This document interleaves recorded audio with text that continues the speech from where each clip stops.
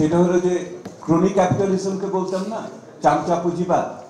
তো চামচা পুঁজিবাদের থেকে কিভাবে চোরতন্ত্রে চলে গেল,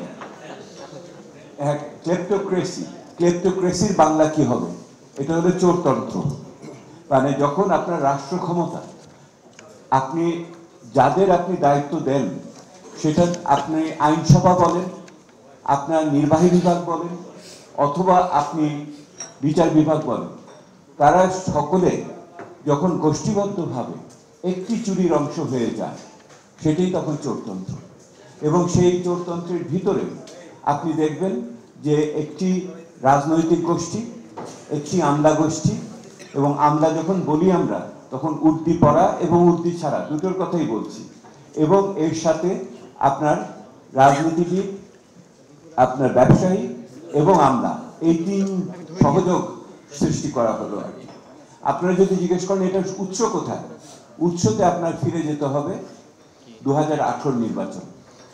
2018 নির্বাচনের পরে নির্বাচন কত হলো? 2024-এ শেষ। যে তিনটি নির্বাচন হয়েছে, এই তিনটি নির্বাচন এইটার বিষবৃক্ষ সৃষ্টি করেছে এই চোরতন্ত্রে। এবং এর ভিতর দিয়ে আমার দেশের ভিতরে যে মৌলিক গণতান্ত্রিক অধিকারগুলো ছিল, যে জবাবদিহিতার জায়গা ছিল, সেই জায়গাগুলো নিশ্চিহ্ন হয়ে গেছে। এবং সেটার ভিতর দিয়ে স্থানীয় সরকারকে দুর্বল করা হয়েছে এবং সামাজিক শক্তিকে দুর্বল করা হয়েছে, এবং সেই সামাজিক শক্তিকে অনেক ক্ষেত্রে অবশ করে দেওয়া হয়েছে। এটার ভিতরে কারা ছিল? এটার ভিতরে আমার মতো নাগরিক সমাজের মানুষ ছিল, এটার মধ্যে আপনাদের মতো মিডিয়ার লোকেরা ছিল, এটার সাথে আপনাদের ব্যক্তিখাতের লোকেরা ছিলেন, এবং একই সাথে অনেক সময় বিদেশিরাও যুক্ত হয়েছে বিভিন্ন কারণে। এবং বিদেশিরা অপ্রয়োজনীয়ভাবে প্রশংসার কথা তখন তারা বলেছে, যেটার ভিত্তি এখন সন্দেহের ভিতরে আসছে। তো এই জায়গা থেকে বেরোনোর ক্ষেত্রে নিঃসন্দেহে জবাবদিহিমূলক প্রাতিষ্ঠানিক সংস্কার খুবই গুরুত্বপূর্ণ। কিন্তু ওই সংস্কারে যেতে হলে যদি দেশের ভিতরে স্থিতিশীলতা না থাকে, এবং স্থিতিশীলতার কথা যখন বলি তখন দুটো স্থিতিশীলতার কথা বলি।